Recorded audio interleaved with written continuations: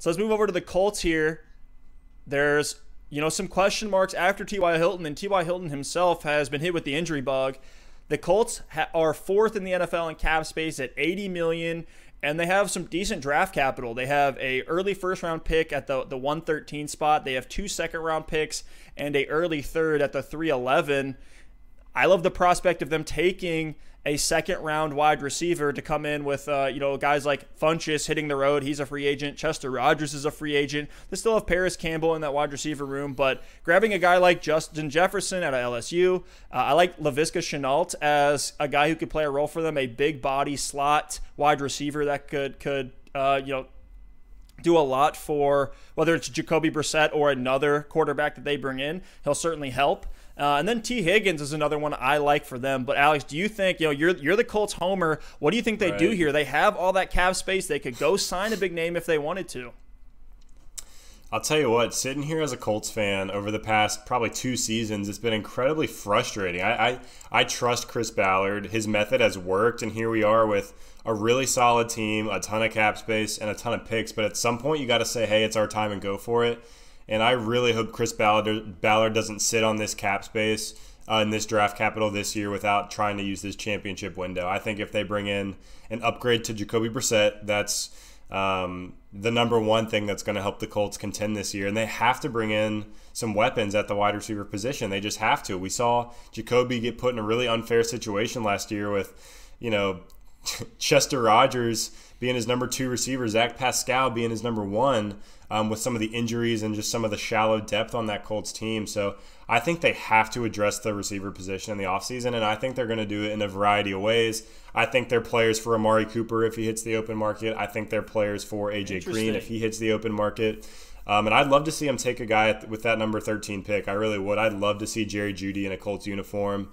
CD Lamb, but I do like some of those day 2 picks as well. I think Chenault's really interesting, a big body guy. We see, Devin Funchess only played 1 game for the Colts last year before his injury, but he's gone as a free agent. Eric Ebron is going to leave as a free agent. So really, your only red zone threats right now are, I guess, Jack Doyle and Zach Pascal. So you really want to go get a big body guy. I think that can make sense, but I think they're going to do this in a variety of ways, and I would not be surprised to see them bring in a free agent. Maybe it's one of the top-tier guys. Maybe it's not. Maybe it's a guy in the middle. But then I think they're going to draft some guys at their receiver position as well. So I'm really excited to see what they do at the position. It's a position of need, and it's one of my favorite positions on the football field, so it's going to be really fun to see if we can bring in some playmakers. Maybe it's for Jacoby Brissett. Maybe it's for another quarterback. We'll see. There's 2 free agent names I want to throw out there. They're kind of gross, but I just want to see what your perception is on them. What do you think about a 33-year-old Emmanuel Sanders? I'm not really a fan of that move. I think they're going to have to pay him a little bit more money than some of these other guys, and he had some flashes last year. He had some huge games.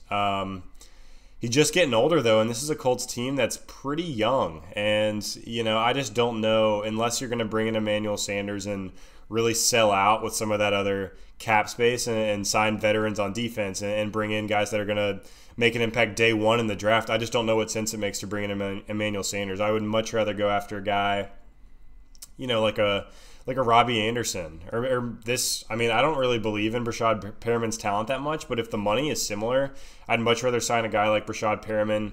He was a first-round draft pick just a few years ago. I believe he's 26 years old, and he showed some real signs last year that he can get it done when he was running as the number 1 receiver for the Bucs. So I would much rather get a guy like that than a guy like Emmanuel Sanders. I'm not hating on Emmanuel Sanders' talent at all. I think he's going to have a big role for a contender next year. I actually have him for some of these teams we're going to talk about as a top target, but I just don't know if it makes sense for the Colts.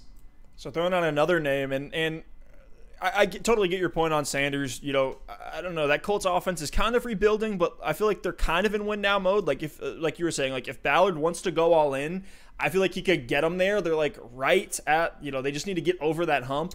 I thought Sanders would be a guy that could give a small veteran deal to, come in, bring some leadership to that locker room. So that's why I threw him out there. Yeah, but I want to throw another one. In the NFL, it's just so hard to keep the status quo for several years in a row. Look at the Rams this past year. They're a perfect example.